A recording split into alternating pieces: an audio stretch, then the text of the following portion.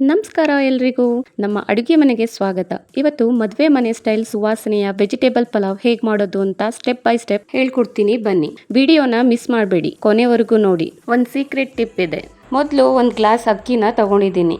ಅಕ್ಕಿನ ಚೆನ್ನಾಗಿ ವಾಶ್ ಮಾಡ್ಕೊಳ್ತಾ ಇದ್ದೀನಿ. ಪಲಾವ್ ಮಾಡೋ ಮುಂಚೆ ಅಕ್ಕಿನ ತೊಳೆದು 20 ನಿಮಿಷ ನೆನೆಸಿಟ್ರೆ ಪಲಾವು ತುಂಬಾ ಉದ್ದುದ್ರಾಗಿ ಬರುತ್ತೆ. ಸ್ಟವ್ನ ಆನ್ ಮಾಡಿಕೊಂಡು ಕುಕ್ಕರ್ನ ಬಿಸಿ ಮಾಡ್ಕೊಂಡಿದ್ದೀನಿ. ಈಗ ದೊಡ್ಡ ಸ್ಪೂನಲ್ಲಿ 2 ಸ್ಪೂನ್ನ ಎಣ್ಣೆನ ಸೇರಿಸ್ಕೊಳ್ತಾ ಇದ್ದೀನಿ.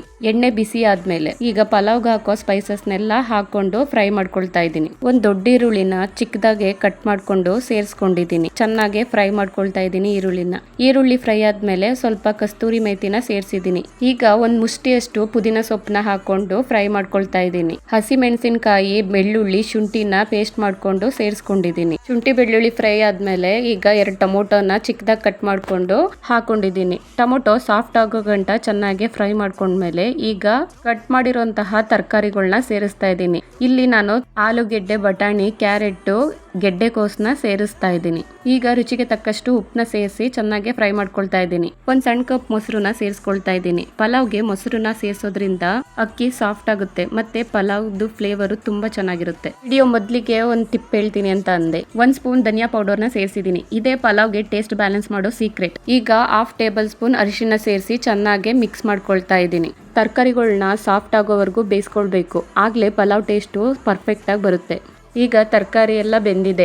1.5 ಲೋಟ ನೀರನ್ನ ಸೇರಿಸ್ಕೊಳ್ಬೇಕು. ಪಲಾವ್ ಕುದಿ ಬಂದ್ಮೇಲೆ ಈಗ ನೆನೆಸಿಟ್ಟಿರುವಂತಹ ಅಕ್ಕಿನ ಸೇರಿಸಿ ಚೆನ್ನಾಗಿ ಮಿಕ್ಸ್ ಮಾಡ್ಕೊಳ್ತಾ ಇದ್ದೀನಿ.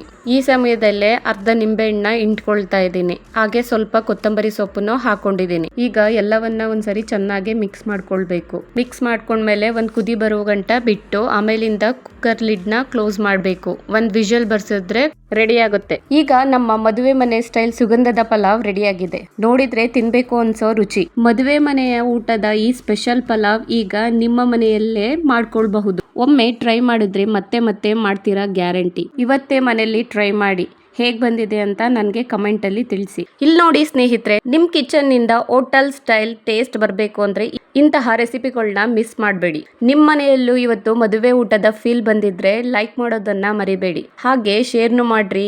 ನಮ್ಮ ಚಾನಲ್ನ ಸಬ್ಸ್ಕ್ರೈಬ್ ಮಾಡಿ. ಮತ್ತೆ ಸಿಗೋಣ ಇನ್ನೊಂದು ರುಚಿಯಾದ ರೆಸಿಪಿಯ ಜೊತೆ.